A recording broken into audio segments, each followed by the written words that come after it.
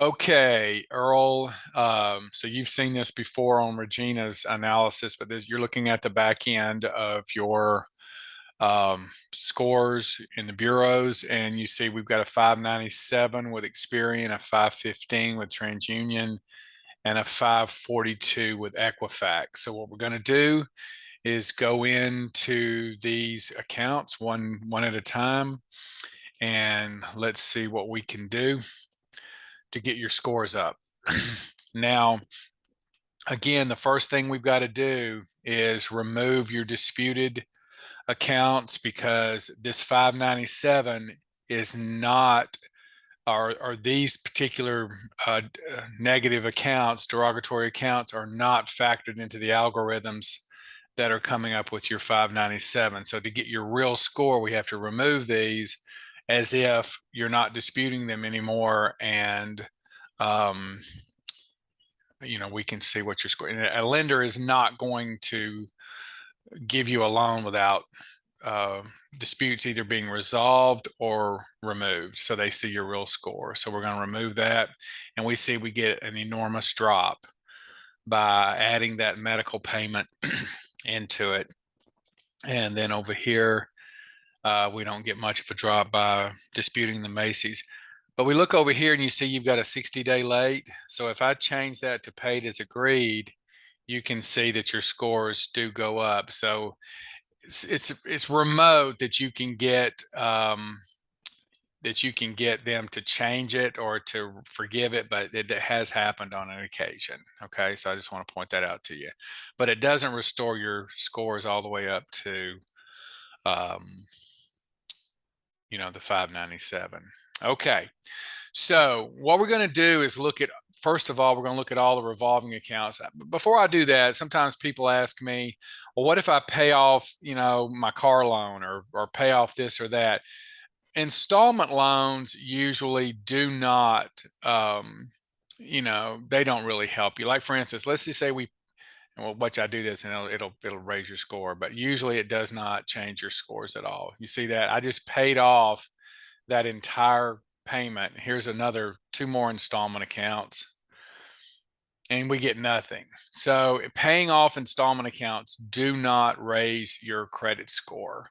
Um, they're there for you to make your payments on time, not for you to pay them off early. So as far as credit is concerned. All right, so we're going to go to the revolving accounts because that's where you're going to get most of your activity as far as manipulating your balance to your high credit. So I'm going to go for the jugular, by meaning I'm just going to start paying down all your revolving accounts all the way down to $10 or $20. We don't want to pay them down to zero because you won't get as many points by leaving a small balance. And then once we see what your maximum increases will be, then we can go back and maybe not pay them all the way down and see if we get just as many points by not necessarily paying them all the way down. All right, so I'm going to go down to $10 there. So we picked up a few points. Going to go to the next one, pay it down to $10. Now we're back up to 596. Going to go down to $10 on this one. We're up to 600. $10 on this one. We're up to 604. And we just keep going down the line. So we're inching up every time we pay these down a little bit. And so 608 is going to be your maximum on Experian. But again, we didn't start from 597. We started from 546 because the disputes have to be removed. Now let's see what happens in a month. Okay, let's see what happens in 2 months. All right, so if you kept these cards paid down, after you paid them down, you can see that your scores are going to jump up pretty good after 2 or 3 months. Okay, so I just wanted to point that out. Now I'm going to go back to immediate, and what I'm going to do now is just start. I'll tell you what, let me start over.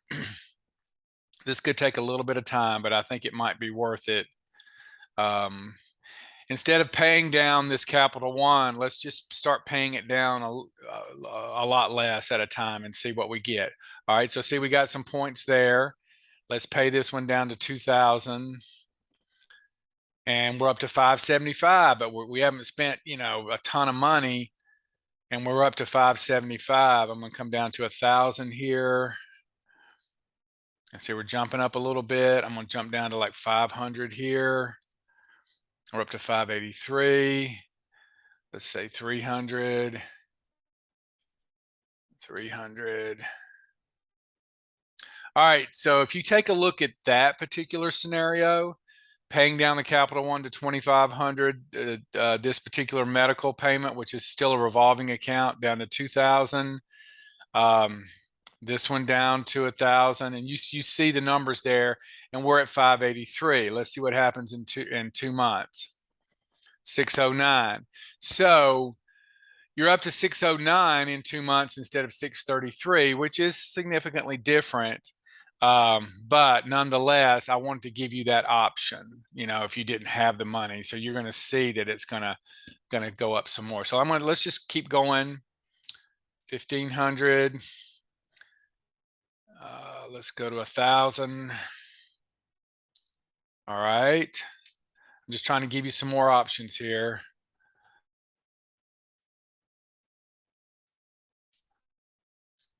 So you can see that you get a few more points by doing it that way. And you can just see. That's why I send you these videos, so you can see this instead of me writing down all these, innumerable scenarios. So let's see what happens after 2 months here. So you're up over 620. So you didn't necessarily pay it all the way down to $10. And you're only going to get 9 more points by doing that. Okay. So I just want to give you that option. But you see now, as we go back down to $20, $20, $20, and we're going to go up to 633, I bet you. And you see what's happening. Obviously you want to pay off all your credit cards at some point or another. And so if you can, obviously that's going to be your best bet. All right. So I hope you see all that. If you want to study that, and then of course you can go back and look at the increments I made to see how your scores are going to increase. And again, from a loan perspective, we do have a shot. Once we get you above 580, we have a shot at what is called a manual underwrite. But I'm just going to tell you, they're very hard to get approved. Even though you hear, oh, you got to have it's a 580, it's really tough to get it approved, because it's a manual underwrite guideline, and they're much more strict by cash reserves, all that kind of stuff. All right. So now what we're going to do is go to TransUnion and we'll do the same thing. Of course, some of your accounts may be different on TransUnion than they were on Experian. You might have remembered what I said on Regina's. Some accounts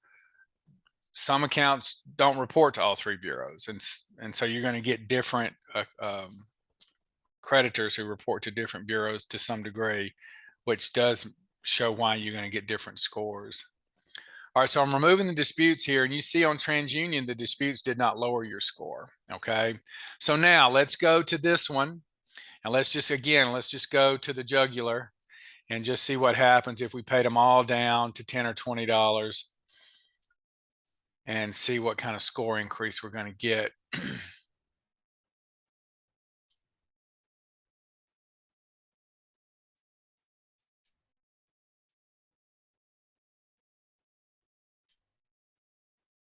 All right, so even paying them all the way down, you're only going to get a 596. Now, why this is significant is because if you're not over 620 on 2 bureaus, then it's really not going to help you that much to be over 620 on one, because they're going to go by the mid score. They're going to drop your low and your high and go by your mid score. So my point of that saying that is, if you used, if you got the same, around the same score by paying down the cards on Experian, and you got to like 609 or something like that, but you didn't have to spend all of that, money to pay them all down, and you were over, over 580 on another bureau by doing the same thing, you might be just as well off in terms of at that moment. Now, again, we're looking 2 months down the road, and we want to get two scores above 620. I know I'm saying a lot. The goal is to get above 620. The goal is to get above 640, where it's a slam dunk, but certainly above 620. But I'm just telling you, there is a possibility to get you qualified in the 580 to 619 range, but it's hard. Okay. So if you can pay these all off over the next 2, 3, 4 months, then that's going to be ideal. But let's just see, just real quick.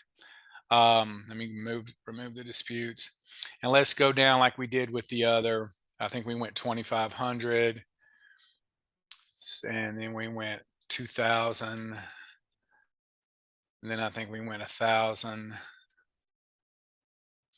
and then 500. So we might not be able to get to 580 doing it with this way. Almost. Let's take another 1,000 off of this and see. Nope. They're going to make us go on down.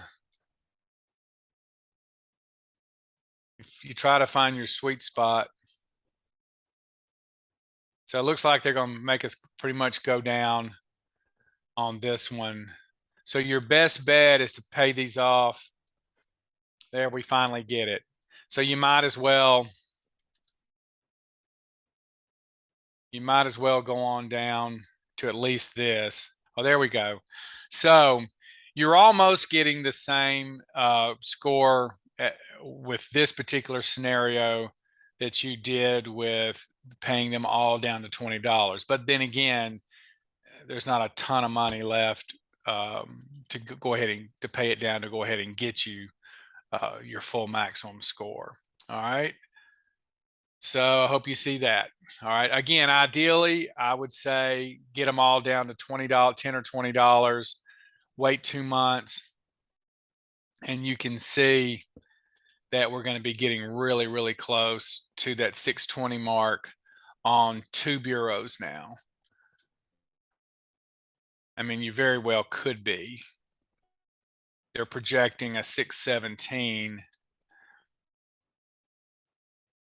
Do you see how it's responding? Let me just look what happens in 4 months. It may not change. Okay, it didn't. All right, but nonetheless, I think you're going to be you could very well be close to 620, especially if you're using these cards, like paying them down to $10 or $20 and then maybe putting $100 on them and paying them down during that 2 or 3 month period, 3 or 4 month period. I think you're going to see more than the 617. Okay. All right. So now let's go to Equifax. And the third bureau, this will give us a bigger picture of what we really need to concentrate on, because we need 2 bureaus, ideally above 620. So we're going to remove this dispute here with Equifax. Not sure why it's not responding yet.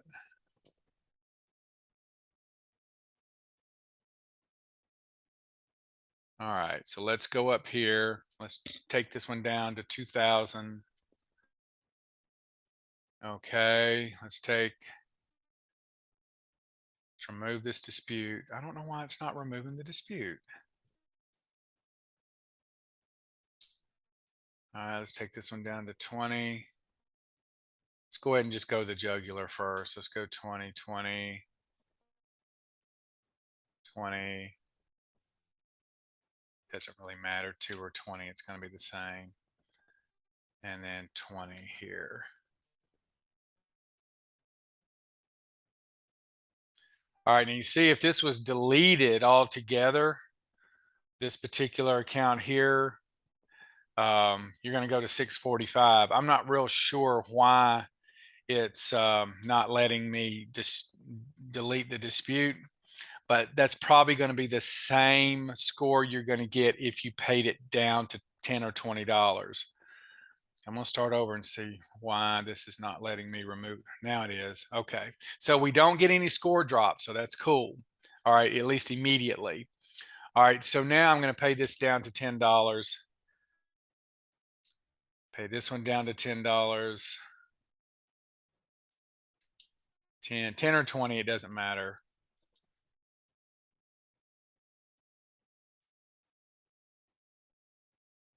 All right. So we go to 641 by doing that situation there. So that's good. All right. Now it says your score is going to drop. Let me get rid of another dispute here. Okay, in 1 month. Let's see what happens in 2 months. Okay, it goes back up. All right, so in 3 months, we're at 650 by doing this particular model here. I think you're going to have all the, again, I'm not a bankruptcy attorney or whatever what the guy's doing, but again, you've got a contract. So I think you're going to have all the time that you need to get this done. Okay.